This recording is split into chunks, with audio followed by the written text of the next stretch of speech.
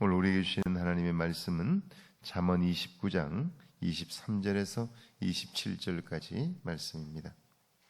잠언 29장 23절에서 27절까지 말씀.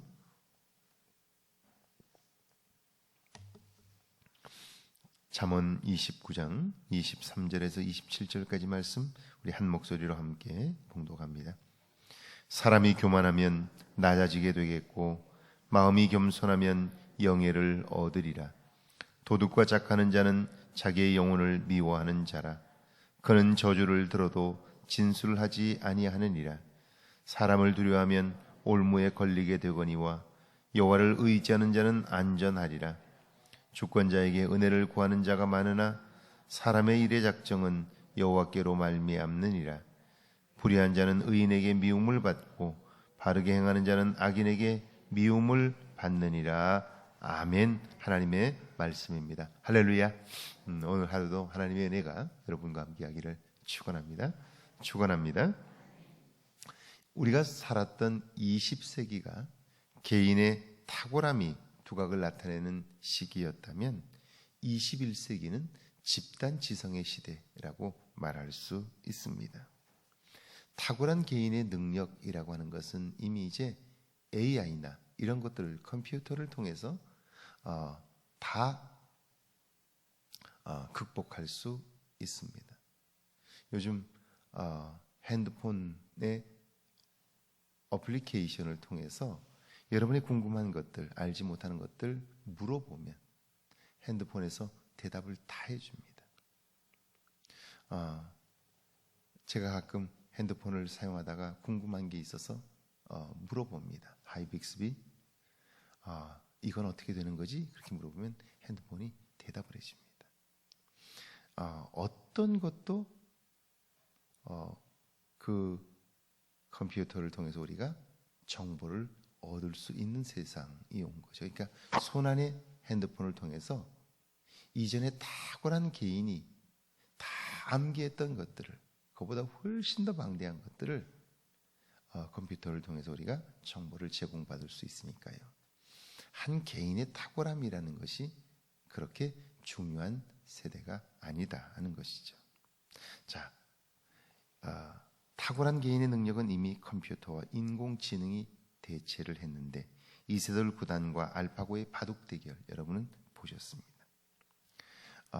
인간이 결코 컴퓨터를 이기지 못하더라 하는 것이죠. 자, 그렇다면 집단지성이란 뭐냐? 집단지성이란 특출한 개인의 역량이 아니라 문제를 집단적으로 이해하고 해결하는 것을 의미하는데요. 여러분, 개미와 벌꿀을 생각해 보면 쉽게 이해할 수 있을 거예요. 그들 각자는 별거 아니에요. 그런데 집단적으로 행동함으로 엄청난 일을 이루는 거죠. 자, 그렇다면 지금 우리가 사는 이 시대가 집단지성의 시대라면 이 시대의 가장 중요한 삶의 덕목이 뭐냐 하는 거예요. 이렇게 함께 머리를 맞대고 고민하면서 살아갈 수밖에 없는 이런 시대, 가장 중요한 삶의 덕목, 그것은 용납과 포용, 그리고 자신을 낮추는 겸손이라고 말할 수 있을 거예요. 왜냐하면 겸손하지 않으면 남의 이야기를 듣질 않잖아요. 나와 다른 사람을 용납하지 않으면 결코 나의 그릇이 커질 수가 없는 거죠. 그러니까 나와 다른 사람을 포용하고 용납하고 그리고 다른 사람보다 낮은 자리에서 그의 말에 귀를 기울이려고 하는 노력이 없다면 오늘 이 시대에 그의 능력을 발휘할 수가 없게 된다 하는 것입니다. 오늘 성경은 이렇게 말씀합니다. 사람이 교만하면 낮아지게 되겠고 마음이 겸손하면 영예를 얻으리라. 교만이란 자기를 최고의 자리에 놓고 모든 사람을 자기 발 밑에 놓는 거예요. 세상에 이런 관계를 원하는 사람은 없습니다. 그러므로 교만한 사람은요, 자기 주변에 사람이 없고 자기가 높인 자리에서 내려올 수밖에 없습니다. 그러나 겸손한 사람은 자신을 낮추고 다른 사람들을 높여요. 누구나 이런 사람들을 좋아하기에 영예를 얻습니다. 도둑과 착하는 자는 자기의 영혼을 미워한다는 말씀도 같습니다. 남의 물건을 내 물건처럼 생각하고 내 것은 결코 남의 것이 될 수 없다는 사고는 교만과 닮아 있습니다. 이렇게 되면 그의 삶에 평안은 없는 거죠. 사람을 두려워하면 올무에 걸리게 되거니와 여호와를 의지하는 자는 안전하리라. 이번 코로나19 사태를 보면서 우리는 또 한 번 바이러스보다 더 무서운 것이 두려움이다라고 하는 걸 알게 되었습니다. 지금은 예전처럼 물건이 부족하고 유통이 막히는 때가 아닙니다. 그럼에도 사재기를 통해 마켓의 진열대가 한순간에 비어버렸습니다. 두려움이 경제 변동의 가장 중요한 상수가 되었습니다. 그런데 정말 이렇게 두려움 가운데 사는 우리들이 두려워해야 할 것들을 두려워하지 않습니다. 그 모든 두려움을 이기게 하시는 분, 그분을 두려워할 때 우리는 두려움에서 벗어날 수 있습니다. 그분은 우리를 안전하게 하실 수 있는 유일한 분이시기 때문이죠. 그래서 여기 26절과 27절에 보면 주권자에게 은혜를 구하는 자가 많으나 사람의 일의 작정은 여호와께로 말미암는다, 그렇게 말씀해요. 사람은 계획하고 맹세도 하지만 그걸 이룰 만한 능력이 없는 거예요. 이걸 기억하는 일이 참 중요해요.